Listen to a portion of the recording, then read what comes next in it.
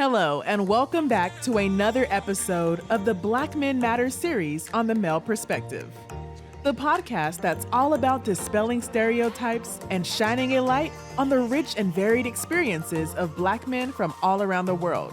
Each episode aims to broaden understanding and foster appreciation for their unique stories that often go unheard. Now, here is your host, Lana Reed, to introduce you to yet another remarkable Black man with an insightful perspective to share.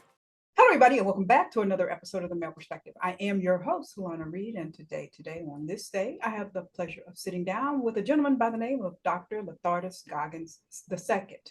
He is an author, educational consultant, and advocate, and I am looking forward to spending some time with him today, picking his brain about a few things. But first and foremost, as I always do, sir, I take a quick moment to pause and say thank you to you for making time for me today. Time is a gift. Once we give it, we can't get it back. So I truly appreciate you making time to sit down and chat with me. And with that, sir, welcome to the show. Thank you. Again, you're quite welcome. And again, I appreciate the opportunity to sit down and talk with you. And I'm looking forward to this conversation. Awesome. Yes, as we were talking in the a little bit before we started taping, I got a lot of questions for you. So let me jump in here. The first thing I want to kind of lean into is your the hat that you wear as an educator. And I tend to be the hopeful, optimistic village auntie. And I think all of our Black children are exceptional and have great potential. And sometimes what we see, and I know there's multiple moving parts and pieces to this, but when it comes to the educational piece, sometimes we see our children not being able to reach their full potential. So my question is, in educational spaces, what are some of the things that are broken that are not giving our children optimal opportunities to be their best selves? Well, you're just going to jump right into that, huh? Yes, because I got a little bit of time. Yes, ma'am. So let me just, I'll go with the thing that often shapes how I think, and I think sums it up real quick. 𝗚cie 𝗿𝗂𝘀, Dr. 𝗚cie 𝗿𝗂𝘀 has a quote: "I've never encountered a group of children that are not geniuses. We know what to do. First thing you do is treat them like human beings. The second thing you do is love them." Now, so when it comes to our children, Black children in the American education system, that very first statement, treat them like human beings, has been the issue. That so much of the American education experience views our children not as fully human, which exacerbates or continues the gap between privilege and those kinds of things, right? So without getting, you get into 𝗵𝗳𝗵𝗶𝗂𝗪, the zone of proximal development, we get into all this kind of stuff. What can a person do without instruction? What they do with instruction, the gap. But it also means, in terms of, you think about it, in terms of when we talk about the achievement gap, what happens in a system that views students as subpar as compared to what would happen, what would be the level they would receive if they were fully treated as human and with potential, right? And in the American system, almost no matter what we do, that gap continues. So much, one is that the gap is almost necessary to reinforce white supremacy and those kinds of things. And so there's so much in that, but the persistence of not seeing our children full of potential. So even recently, 𝗟R𝘁𝗵𝗵𝗿𝗀 talks about using parents as parents as primary educational resources. But if I come from a perspective that your family, your history, your neighborhood, who you are inferior, even out of the kindness of every good intention, I'm going to avoid using those things because I see them as inferior. So you could never quite be, have a full experience. So that raising that question of why, as a teacher, are you standing in front of this class? What is the purpose of education in these experiences? And I'll say this, and you already got me on the soapbox, but let's share. I was born in Louisiana. As a good French Catholic slave owner, it was incumbent upon you to provide an education to your slave, right? So what type of education would a slave owner provide to the slave, right? And it wouldn't be one that you find a sense of purpose and intention for your life that is connected to God-given opportunity and potential. It would be how to be a very good slave, right?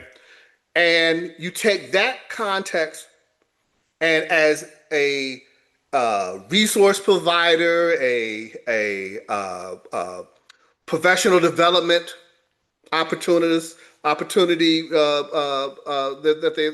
are provided. If I just come in and talk to you about instruction and not question, not deal with why you're there, I could be giving you tools to be very good at teaching how to be a very good slave.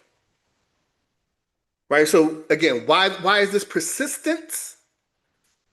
No matter what we know what to do, we often are dealing with the very fundamental question, why are you standing in front of the classroom? Gotcha. Understood. Well, let me ask this next question as I attempt to keep you on your soapbox. I know you wanted to get off, but I want to keep you on your soapbox. So that's the way I'm going to pull all this information out. One of the things that you educate a lot of people on is social emotional learning, right? And there's a lot of work you would think in 2025 that we have, we're all aware. But the educational system in America is predominantly white and predominantly female. Do you find that these white female teachers fully grasp SEL when they're sitting with Black students in their classrooms? Yeah, you just trying to get me in trouble, and this is the stuff that gets me in trouble, right? And again, my first book, African-Centered Rites of Passage in Education, came out in 1996. So it's been more than 25 years of that, and I talk about some of these concepts before SEL became a coined term, right? But there are some recent scholars that have gotten some attention. Dr. Dina Simmons, Bertina Love, 𝗟R𝘁𝗵𝗿𝗀𝗃, for sure. And they get into some of this, but again, this was a conversation. And when I wrote my book in 96, I was drawing upon educators and scholars a generation before me. But it goes back to that question, right? So Dina Simmons has this great quote that if you're not dealing with racial equity and cultural, I think they call it responsiveness now, in terms of SEL, you run the risk of SEL being white supremacy with a hug. Okay, that I do in one of my workshops talking about effectively using PBIS, positive behavioral intervention supports or strategies, depends on where you're coming from. I talk about how you must center the human being. Otherwise, it's very much a behavioralist strategy, and you run the risk of just doing Pavlov's dog, right? That when you focus on SEL strategies without considering the authentic human development of the child, it becomes ways of manipulating behavior for the comfort of the teacher, right? So it reinforces, in so many ways, oppression. It reinforces ways in which you are asking for compliance or becoming comfortable with dehumanizing environments, right? So that's the problem when you take SEL outside of the context of the authentic development of the child. So when it's centered on the child, then you have the benefits, right? But here's what I've noticed over the years. I've been in education as a professional now for a better part of 35, almost 40 years. As a professional, and when I was a student, I was an activist, and so there's even more there. Mm-hmm. What does multicultural education, what does culturally responsive teaching strategies for a Black child, right? We get a lot of head nods on, yes, we should be culturally responsive. Yes, we should have multicultural education. Okay, beautiful. That's a beautiful commitment. And yes, we should. But when I get down to what does that look like for an African child, a child of African descent, that's African-centered specifically, right? When we talk about differentiated instruction to meet the needs of the individual child, True. What does that instruction look like for an African child, a child having an African experience in the United States? Mm. It is African-centered. And when you label it African-centered, people get scared. Yeah. The commitment to culturally responsive tends to fall away. Mm-hmm. Mm-hmm. Right? And so when we're looking at social emotional learning, restorative practices, trauma-informed, and as Sean Jenwright talks about, we go from trauma-informed to trauma-sensitive, but the goal should be healing-centered, right? But even in that realm, talking about restorative trauma, when we talk about PBI's positive behavioral intervention strategies, mm-hmm. that those things must be in the context, cultural context of an African centered experience, using African symbolisms, African, West African ethos, as 𝗟𝘂𝗵𝗿𝗀𝗀 talks about, the cultural ethos of Africa, West Africa in particular, but Africa in general, as this African experience that we're having. So when those things, that makes it real, and then you see beautiful and meaningful impact when those things happen. So our kids get an opportunity to reach their full potential there. I'm just hearing some folks, listening to you talk, I'm hearing some folks in the background kind of grumble and complain, going back to the fact that most of the educators in school are white. They might be saying, why? I don't see color. I treat all my kids the same. Why do they need this particular curriculum? What?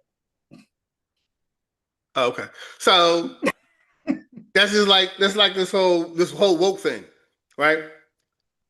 So I don't want to be woke. Okay, so your option is you're gonna be asleep. So you telling me you'd rather be unaware than aware? Is that your right? I don't see color. Okay, so you tell me you're blind, right? And that's it. And it tells me something about your philosophical grounding, right? Because a part of the unchecked paradigm, Eurocentric paradigm, right, that it requires the either or rank order. God is God because none is above. The devil is devil because none is below. And everything is some order in between, right? So if I see a difference, I got to rank it. And I think it was Abraham Lincoln talks about he has this piece he's talking about, well, you know, in his evaluation that, of course, white people are superior, and nothing that he does in terms of the abolishment of slavery should be thought of as anything other than freeing the slave, but not dismantling white. You know, when he has to evaluate, you know, who takes what position. Of course, white people are superior, right? So that need not to see something that impacts a child's experience or a person's experience tells me how you have not yet wrestled with your own philosophical underpinnings, right? In a nation that has the ideal that all people are created equal, you are not prepared to live out that American principle. Because the only way that you can equate people is that you see nothing different about them, right? Because to see difference requires you to rank in order. Instead of many other philosophies around the world, difference can just be different.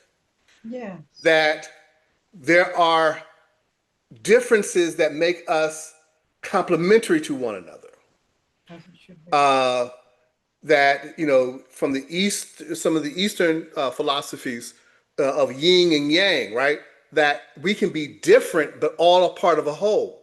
And that our differences interlock us in a way that makes us stronger than otherwise, right? So it doesn't require the rank order only from a particular philosophical perspective. And if you are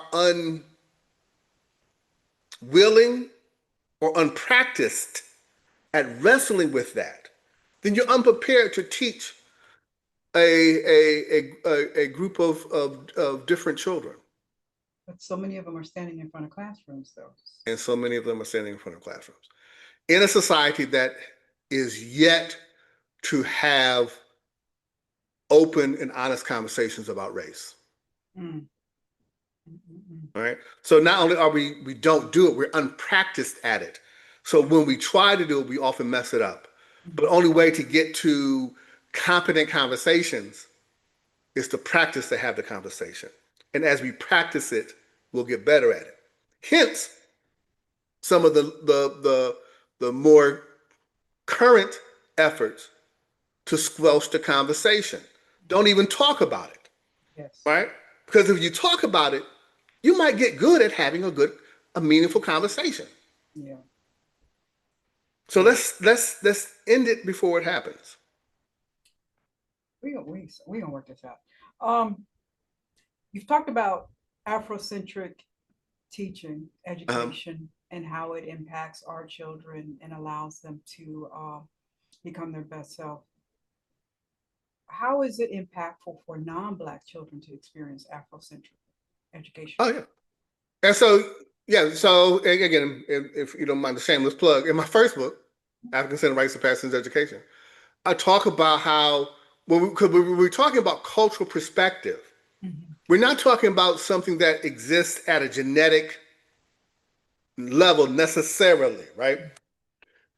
that I remember working with a school here in Akron, Stewart Afrocentric, and one of the it was local NPR stations were talking about how can you have a public school for Black students? Like, nah, it's not for Black students. It's actually for everybody. Unapologetically using African cultural references, but you can have an African-centered discussion in Iowa in an all-white school discussing Romeo and Juliet. And it can be from an African-centered perspective. Awesome. Right? Okay, I see that. Okay. Because again, particularly if you consider what those 9 cultural ethos, right? So one of which being harmony.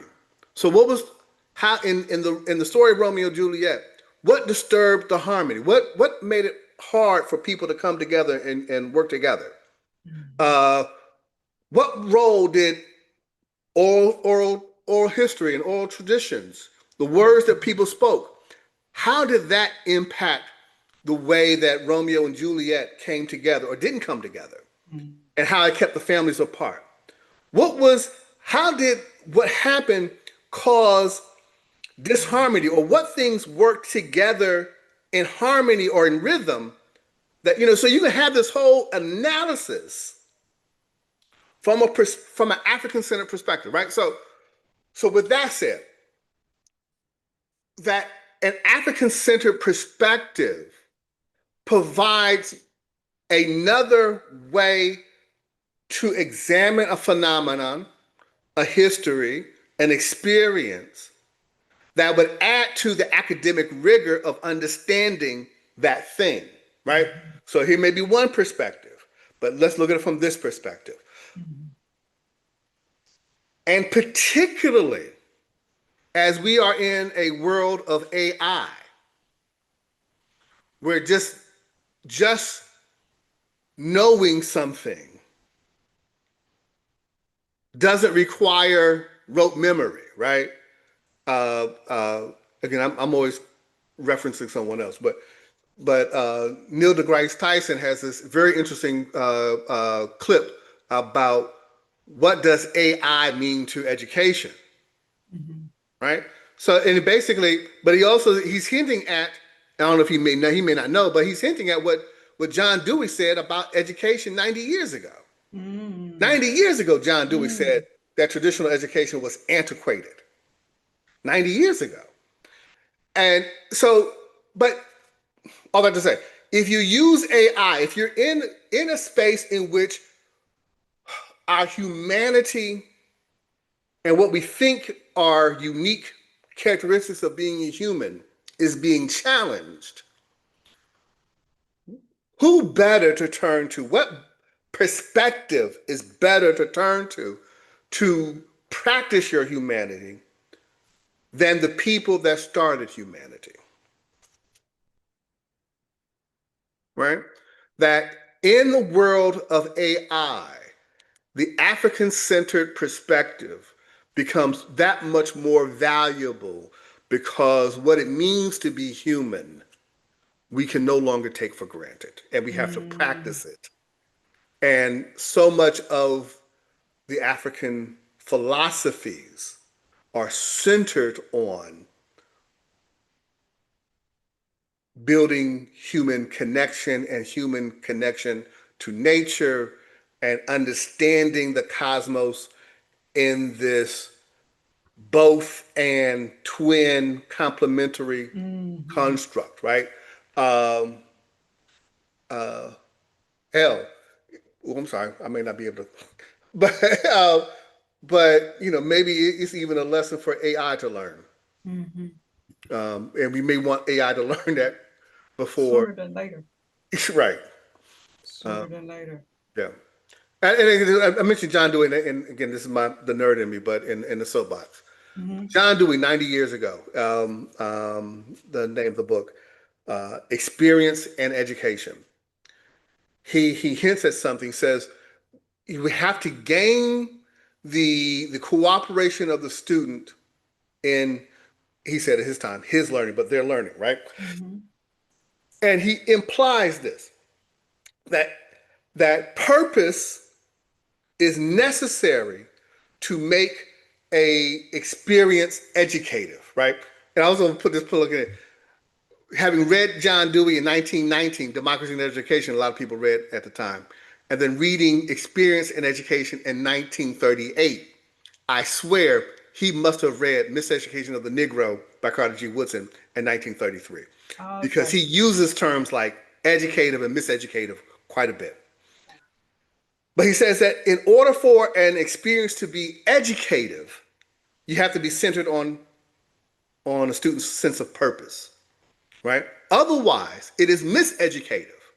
And in Dewey's words, you are producing a slave, someone who will execute the purpose of someone else, right? And what he's implying is that if you assume that intelligence is the ability to create a strategy to execute purpose, and discipline is the commitment to that strategy to execute purpose, that without centering experiences on a student's purpose, you should not expect intelligence, nor should you expect discipline, right? And so, it goes back to so much of what has always been the case, and so much of what many folks who are getting some attention these days are talking about. We have to have an educative experience that is centered on the human being. And when we do so, it lays the foundation for meaningful learning, academic rigor, and all the things that we want. Listening to you talk, so we can all agree that the American educational system was never designed to produce successful Black students. Currently in 2025, there's some things going on in K-12 educational settings that are very disturbing, from funding cutbacks to rolling back of equity programs. Mm-hmm. Just your opinion, what's the future for Black students then? We were already behind the 8 ball, and as we look at history, right? Black progress has always been in the midst of the deepest struggles, right? In so many ways, we have been kind of lulled to sleep with some of the progression, right?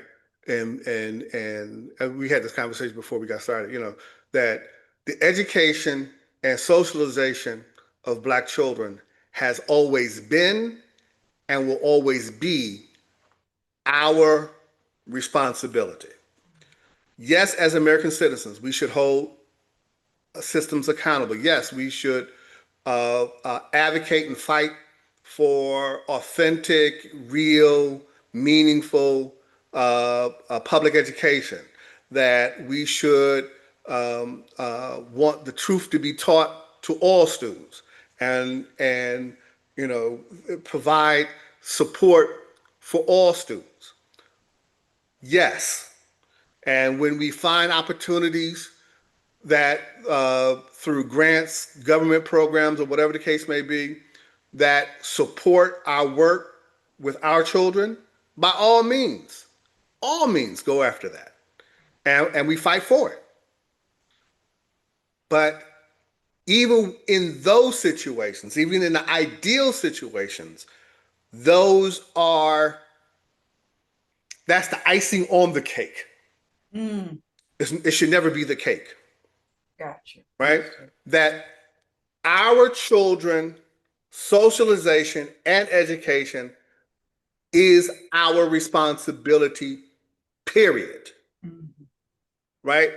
And so what I suspect will happen, as things have been retrenched and institutions that had a marketing commitment to DEI versus a institutional value towards diversity, equity, and inclusion. As it is been politically uncomfortable, they step back. And we find ourselves with the necessity to provide what we should have always been providing. We'll create our own Saturday schools. We'll create our own after-school care programs. Parents will figure out how to coordinate and connect with other parents that are doing a positive and engaging, meaningful learning experiences, and you see that it's really been the trend. Black parents have been the largest homeschooling growth, right? So it's not otherwise. The real question becomes what, as institutions and districts and those kinds of things, find themselves in the crosshairs, but they're going to have to make a commitment one way or the other and figure out who they are, and and they'll be evaluated on who they are, right? Because if you make yourself irrelevant to us, then you will be irrelevant to us. And once we built things, convenience, we may come back, but not as strong. Those kind of, ask Target. Yes, indeed. Yes, indeed. Right. So so I think, we're in history, we've seen this before. This is not new. And what you have seen in history is that as things have retrenched and pulled away, we have built and provided our own and built new institutions and built new ways of being. And we create jazz out of it. We are. We'll make it work. We'll rise above. We'll rise above.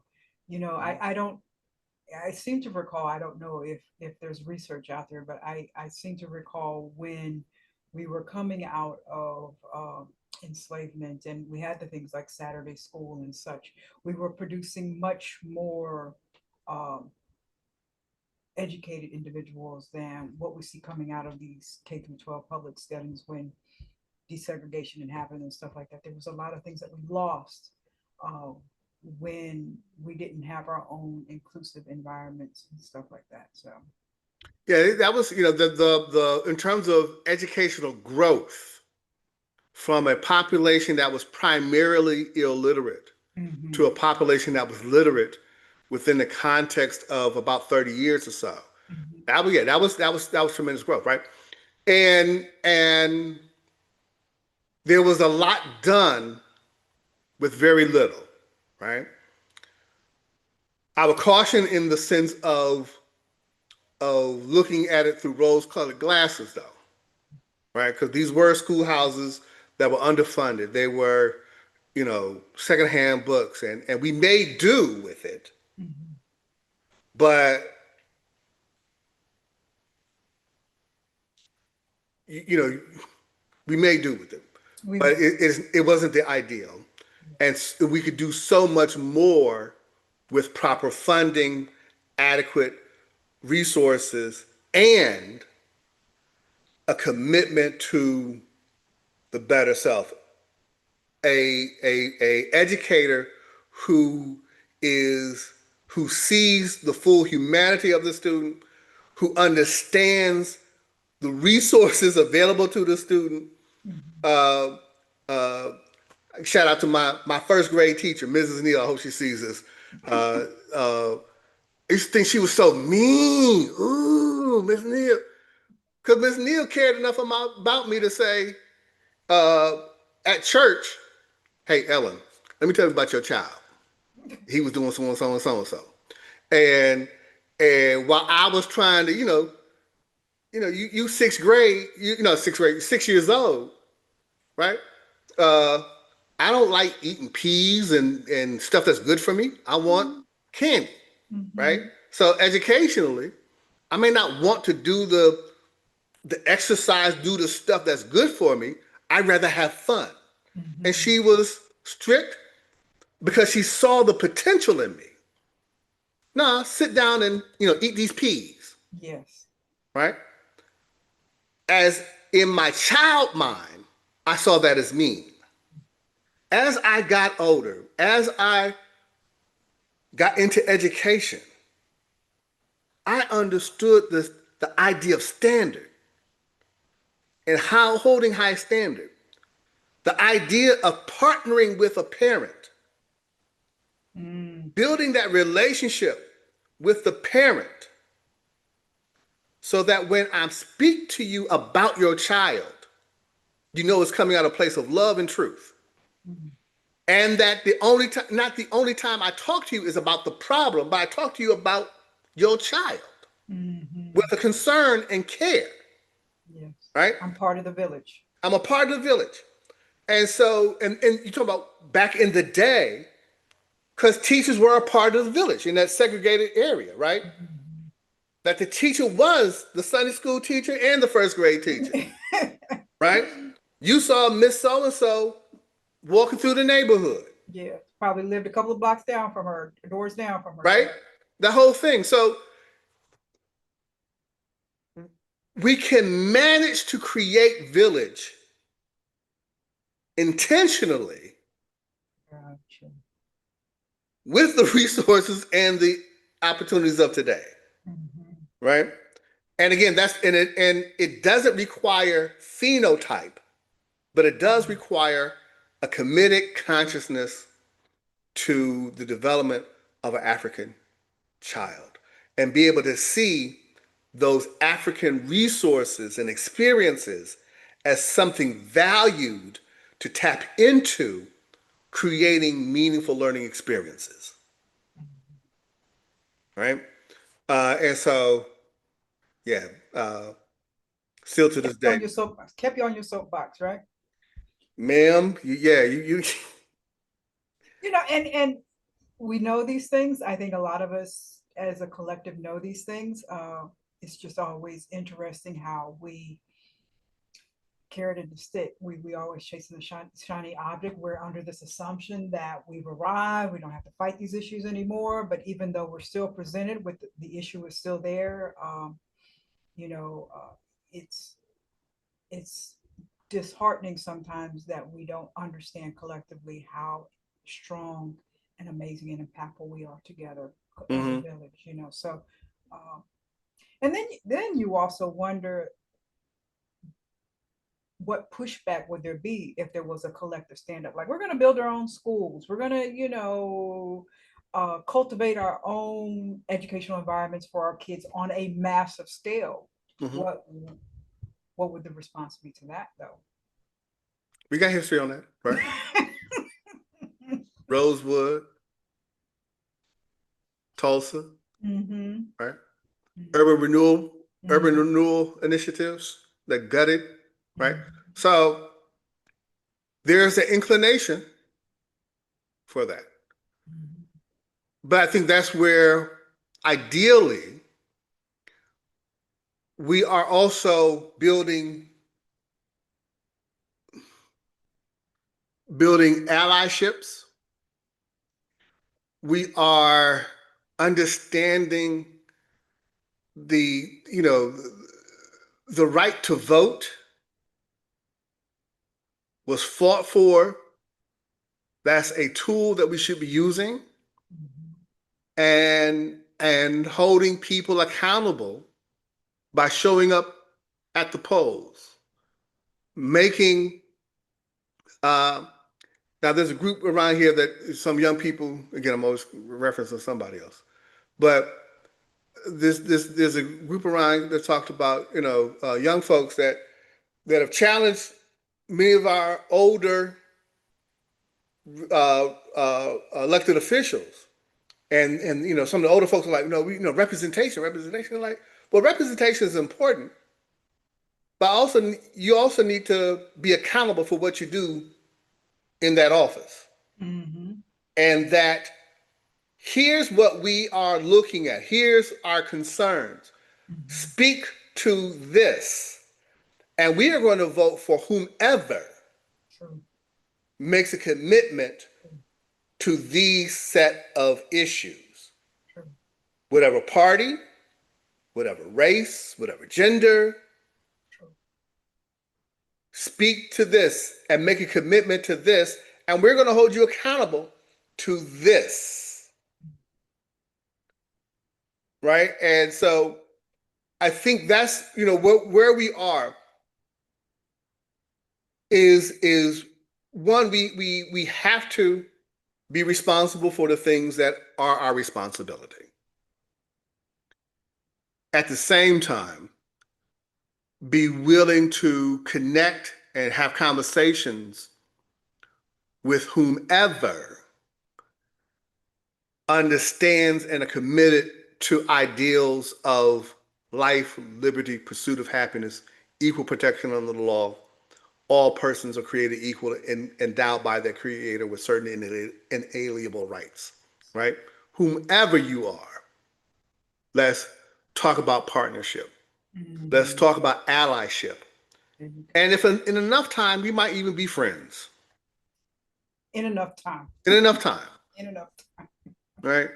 So I think both things can be done. We can work to build sustainability within our own communities, but at the same time, given this country's history, know that we need to be building and identifying some good people out there that can be, when we get out the hootie hoo, Yeah, they can come running too. There you go. There you go. Well, let me, I've taken up a lot of your time today. Let me ask you one more question, because I want to make sure I get into successfulacademics.com and your publications, because you've got some wonderful, wonderful tools out there that parents, caregivers, educators can use. So the first one I want to talk about is your one of your books is Bringing the Light into a New Day.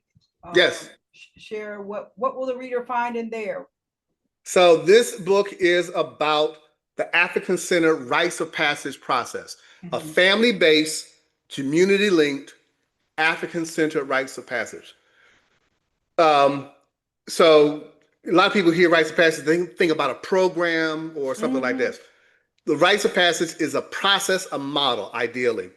And when you understand it, so much of everything that you do at that point that fits into this model. So I talk about the purpose, the function of rites of passage, the structure, the process of rites of passage, the transformative power of rites of passage, and then I share some things that I've done working with different groups and within my own family about constructing a rites of passage process. Now, talking again in these modern times, it seems like many Black families, many Black communities, we've sort of become transient and separated, and there's more of a mindset of individualistic. And I know rites of processes they work better when it's a community based. So and talk about in the I'm just concerned because we're because in a modern time, right? Back when we were all going to be in the same neighborhood, yes, right? So village just kind of happened. Yes. As we got socially mobile and that kind of things, I may not know my neighbor. And once I get to know them, I don't want them around my child. Cool. But it doesn't mean that village is any less important. So be very deliberate in creating your village. So one of the things that I've done with my children, we have a naming ceremony, invite the village in. You, village. Okay. When you see my child, talk to them like they're your child. If they need to be protected, protect them. They need to be celebrated, celebrate them, right? Because if I hear you saw them and didn't protect them, you and I are going to have a problem.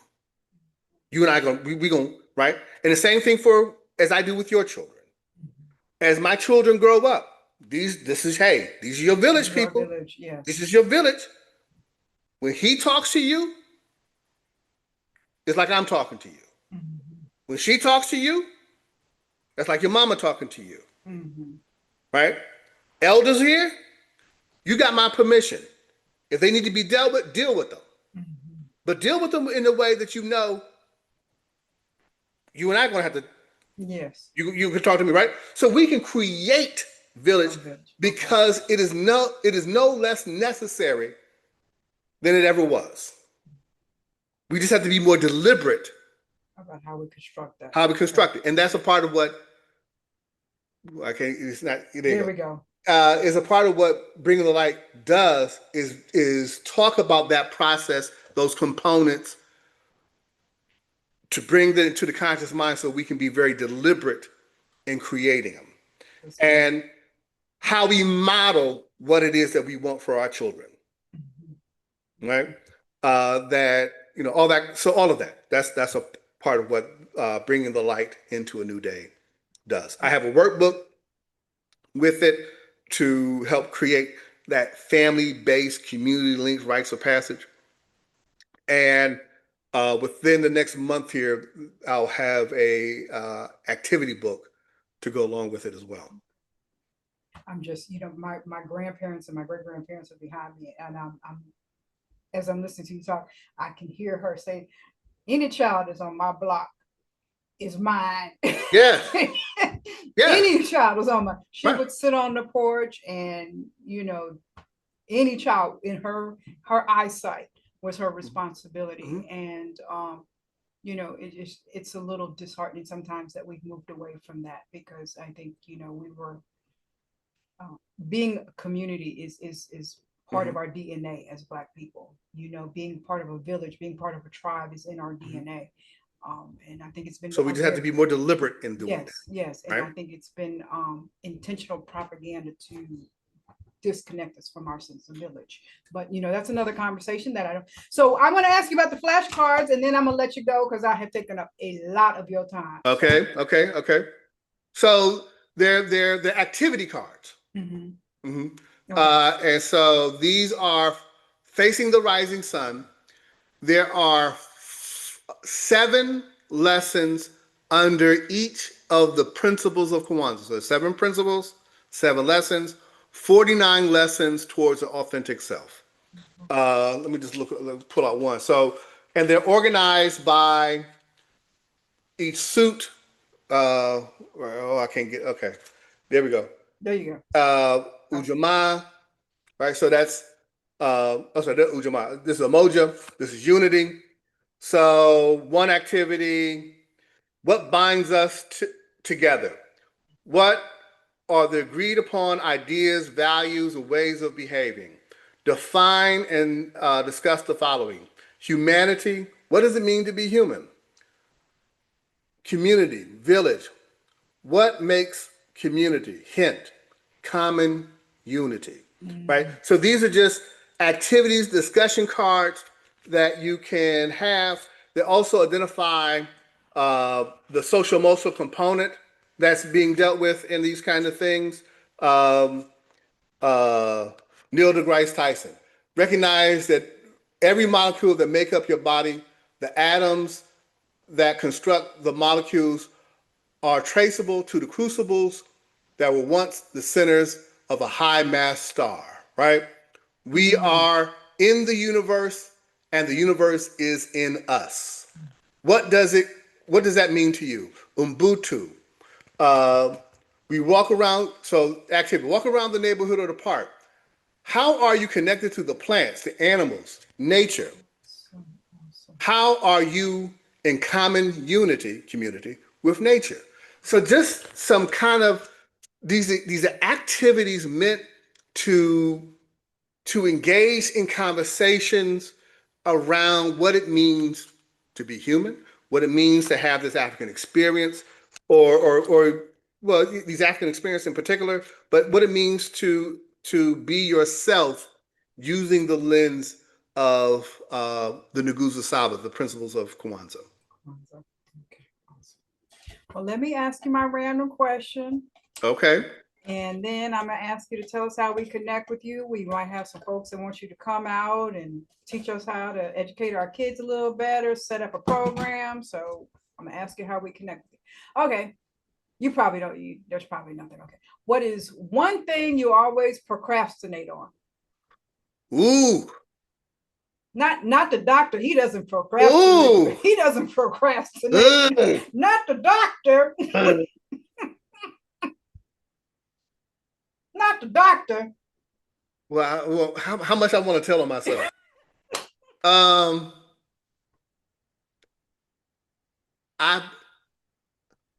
I don't like to clean. Let's say it like that. Okay, I got you. I like to create. I like to, I'll cook up a meal. And I'll stack the dishes. But okay. I have to sit down and just really not. I'm not going to do nothing else until I get this. Got to clean up this kitchen. I got to do this. I got to, that part. My mind is always. I always got an idea. I always want to do something else. It just makes it hard for me to sit down and do some of the mundane stuff. I don't like doing it, but it's a necessary thing. Okay, so we will expect that we need to Windex the windows and all of that stuff when we get over there. Okay, all right. No. I when you come over, it's going to be clean. I'm not going to embarrass myself like that. I will make sure it's together. When I'm doing it, I'm pouting. Look, go back to that 6-year-old, right? I don't want to do that. I don't want to do it. Give me any kind of reason to do something else. There's a butterfly. Okay, I can't clean today. I ain't mad at you. Give me any kind of reason not to do it. I ain't mad at you. All right. Yeah. Well, Dr. Goggins, tell us how we pick up the books, how we connect with you. If we want you to come out and speak or train or anything like that, just tell us how we get with you. The easiest way to do it is successfulacademics.com. That page will take you to, I have multiple resources and websites, afrocentric.info. There's a plethora of information there. Applied Academic Solutions, that's my consulting company. St. Russ Publications is my publication company. But if you go to successfulacademics.com, you'll see the links, contact links for if you want to learn more about what I'm doing and follow me on social media, that kind of stuff. There's information there. If you want to get me involved in doing some consulting or connecting with me, be a thought partner, ways in which we can create meaningful learning experiences for our children. Applied Academic Solutions, and there's information, a way to contact me there. But successfulacademics.com. You assist people create rites of passage programs in there? Oh, yeah. Yeah, for sure. Like I said, I'm not interested in the show and tell, doing a program. But if you're talking about creating a rites of passage process, ways in which we can use, I talk about, I have information and do workshops, how to use rites of passage model to incorporate social emotional learning, restorative practices, healing centered engagement in PBIS, because using the rites of passage model provides a crosswalk and a framework where you don't have to do each one of them siloed. You can create an experience that incorporates all those single things. So as an educator, you're doing one thing instead of having to do this one and then this one and then this one and that one. But that's the kind of work that I do. Well, Dr. Goggins, as I said in the opening, our kids, my kids, I just see so much awesomeness and amazing stuff and potential in them. And it's always been heavy on my heart when they don't get all of the resources and tools that they can possibly get to become their best self. So I'm so glad that there are people out there like you that are doing the work so that they have an opportunity to just the genius that's in them. And, you know, I think it's been very intentional to kind of snuff some of that out. So I'm just kudos to you. I appreciate you. I appreciate you from my small corner of the world. And I don't know, I don't have to tell you, but just keep on elevating our folks, you know? I appreciate it. And so thank you for this opportunity to share. It's been fun talking with you. And I look forward to. I hope I didn't make you stay on your soapbox too long, but I enjoyed the information. So much appreciated. Thank you. Awesome. That is all for this week's episode of The Male Perspective. I'm your host, Lana Reed, and I will see everybody next time. Thanks for listening to another episode of the Black Men Matter series on the Male Perspective. This podcast is an initiative of Conversations in Color, a 501c3 nonprofit dedicated to uplifting Black voices. Make sure to check out our website, conversationsincolor.org, and be sure to like, share, and subscribe on your favorite podcast platforms. We'll see you on the next episode.